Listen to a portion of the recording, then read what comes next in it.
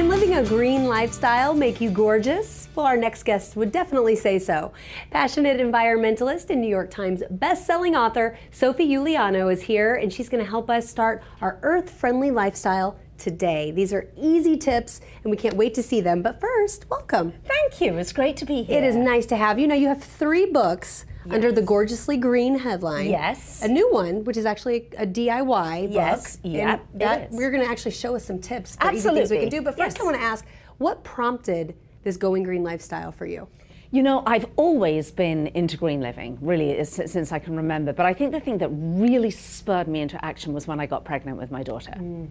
Because I realized how many toxins there are in the environment, how unbelievably vulnerable our children are to those toxins. So for me, it was less about global warming and more about what was in my immediate, selfishly, environment that was going to affect me and my unborn baby. Well, they say that's how everyone is. It's more what affects you directly than it is, unfortunately, the bigger picture. But you have a famous fan. And for a lot of people out there that don't know, Julia Roberts is actually a close friend of yours. Yes. And actually, she wrote the foreword of your first book. Yep. And you guys actually appeared on Oprah together a few Yes, years we ago. did. So We certainly give us did. the scoop. How green is Julia? Julia is very green. I mean, Julia's green, but Julia is gorgeously green. And when I say gorgeously green, she's just plain gorgeous.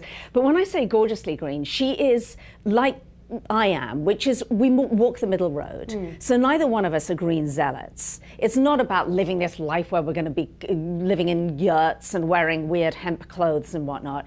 We live a very, very normal life. We just do what every other girl does to be gorgeous and whatnot.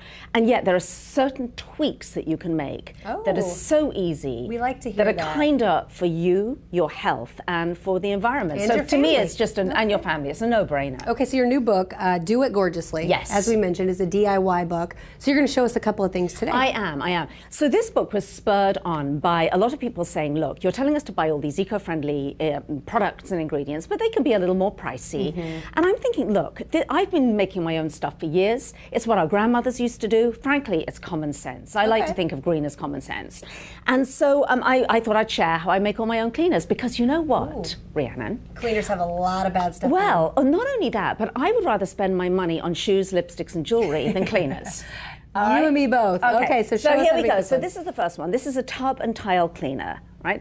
It's absolutely non-toxic. It's made from common table salt. That is one of the most overlooked cleaners that there is. Table salt, baking soda, and borax. Equal parts go into a little glass reusable container. Mix them up.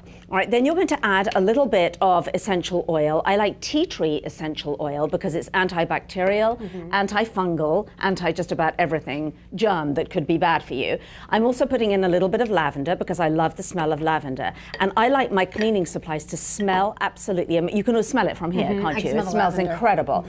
And then you fill it with enough water to make a thick paste. And honestly, that is the best tub and tile cleaner you will ever use. And it's simple. It costs about 75 cents to make, and it's completely non-toxic. This is another one, real simple no-brainer. This is a furniture polisher. And instead of your spray polishers, which can really be extremely toxic for air quality, olive oil, white vinegar, and a little bit of lemon or lemongrass essential oil. It smells amazing. It is the most, it'll make your wood shinier than any furniture cleaner out there. But we know you have lots of other do-it-yourself tips. I do. In the book, yes. So people can pick up a copy of that or one of her other 2, because she's got 3 books out there if you'd like to start going green. Or of course, you can also check out her website, and we'll have that linked on bettertv.com.